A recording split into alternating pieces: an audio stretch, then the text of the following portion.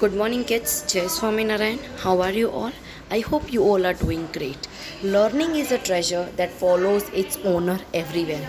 What does it mean?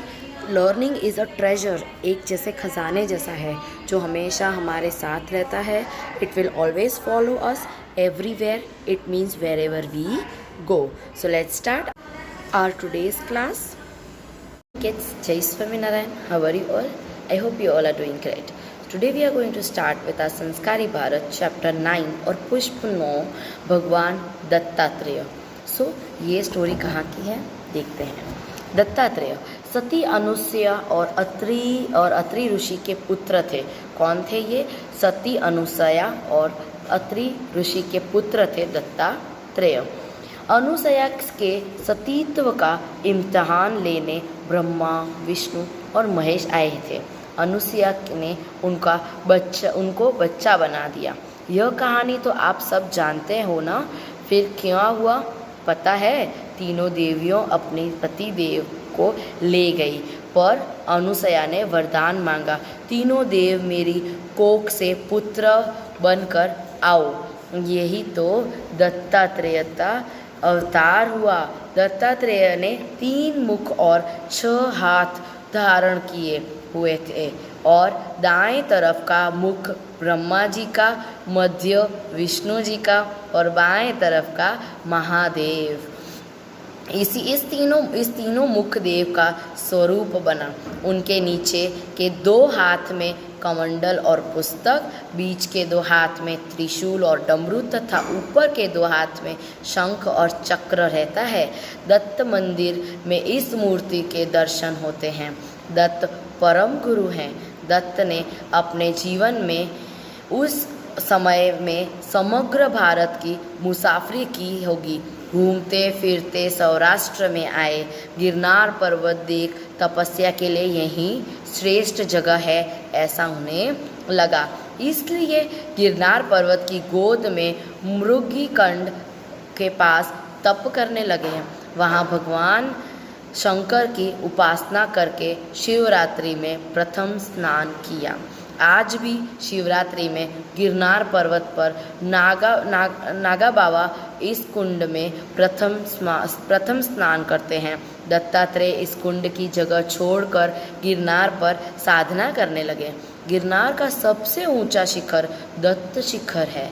यहाँ जहाँ दत्त की चरण पादुका की पूजा होती है. गुरुदत्त ने अपने जीवन पर्यंत 24 गुरु बनाए. सिर्फ मनुष्य ही नहीं, उनके गुरु के रूप में उनके पशु और जीव जंतु भी हैं. पशु और जीव जंतु आपको यह ज्ञान देंगे. ऐसा प्रश्नों के उत्तर में दत्त कहते हैं कि मानव बाहर आनंद ढूंढते हैं, पर आनंद तो अपने भीतर है. मन में मैंने 24 गुरु बनाए हैं. मेरा प्रथम गुरु धरती है. धरती कितना सहती है, सहन करने का बोध मुझे धरती से मिला. दूसरा गुरु वायु, जिनसे मैंने संतोष बोध लिया. जल भी मेरा गुरु है, जिसने मुझे शुद्ध रहना सिखाया. अग्नि से पवित्रता और सूर्य चंद्र से भी मुझे ज्ञान मिलता है.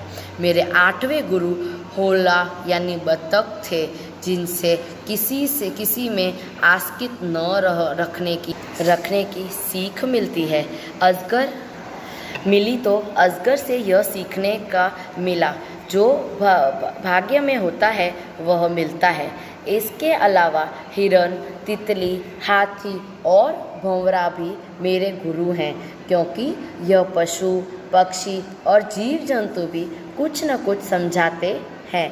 मधुमक्खी के संग्रह न करना और मछली के से लालच न करना, ऐसी सीख मिलती है. इस तरह दत्त भगवान जहाँ कहीं से कुछ जानने योग्य लगे, वहाँ से सारे ग्रहण करते हैं. कोई भी छोटा जानवर भी हमें अच्छा ज्ञान दे सकता है, बस उसे देखने और समझने की दृष्टि चाहिए.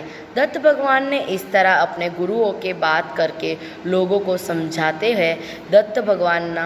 भगवान ने कुछ चमत्कार भी किए हैं. दत्त भगवान दत्त महान गुरु हैं। अवधूत में उनका प्रथम स्थान है।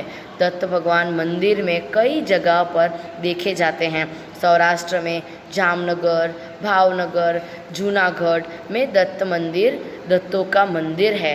वहाँ गुरुवार को लोग दर्शन पूजा करते हैं, आते हैं। दत्त हम सबको ज्ञान, विज्ञान और समाज के पाठ पढ़ाते हैं।